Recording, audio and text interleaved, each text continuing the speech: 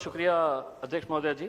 मैं आपका ध्यान ऐसे तबके की तरफ आकर्षित करना चाहता हूं जिनकी आवाज़ ऐवानों तक पहुंचती नहीं है, सदन तक पहुंचती नहीं है। महाराष्ट्र के हमालों के बारे में इन्हें महाराष्ट्र के मराठी के अंदर माथाड़ी कहते हैं, यानी कि सरों के ऊपर जो थैले लेकर रेलवे वैगन से उतारते हैं या ट्रकों से उतारते हैं या मार्केट के अंदर काम करते हैं, ऐसे लाखों लोग हैं, उन्हें माथाड़ी कहते हैं। इनका एक्सप्लॉयटेशन ना हो, इनका शोषण ना हो, इस वजह से महाराष्ट्र सरकार ने तकरीबन 25 साल पहले माथाड़ी बोर्ड्स बनाए। तकरीबन 36 ऐसे माथाड़ी बोर्ड्स बनाए हैं जो महाराष्ट्र के अलग अलग इलाकों में है, पुणे में है, कोंकण में है, नासिक, औरंगाबाद में है, नागपुर, अमरावती, ऐसे 36 बोर्ड्स बनाए गए हैं। इनका मकसद यही था कि इन माथाड़ियों का कोई एक्सप्लॉयटेशन ना करे, कोई शोषण ना करे।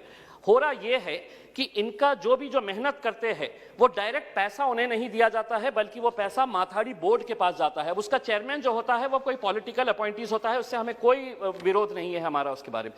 लेकिन मेहनत मजदूरी माथाड़ी कर रहा है, वो मजदूर कर रहा है, 30% पैसा जो है वो माथाड़ी बोर्ड अपने पास रख लेता है और सिर्फ 70% देता है। अब अगर पिछले 25 सालों का अगर हिसाब निकाल कर देखें तो जो 30% ये अपने पास रखता है बोर्ड, उसमें से 12% कंपोनेंट जो है वो एम्प्लॉइज प्रोविडेंट फंड। ना employees provident fund and miscellaneous provisions act 1952 के तहत अगर किसी भी संस्था के संगठन के अंदर अगर 22 से ज्यादा कर्मचारी है तो उनका पैसा सेंट्रल गवर्नमेंट के पीएफ अकाउंट के अंदर जमा होना चाहिए।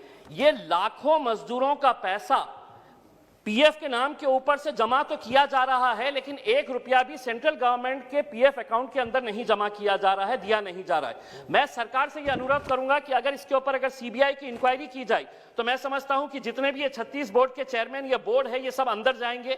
लेबर डिपार्टमेंट जिनकी जिम्मेदारी होती है इन मजदूरों की देखरेख करने का, उनके ऊपर भी कार्रवाई होगी। तो मैं ये अनुरोध करूंगा सरकार से कि जल्द से जल्द ये पूरा पैसा जो बैंकों के अंदर, प्राइवेट बैंकों के अंदर रखा है, इसे फौरन पीएफ अकाउंट के अंदर सेंट्रल गवर्नमेंट के अंदर शिफ्ट होना चाहिए। Thank you.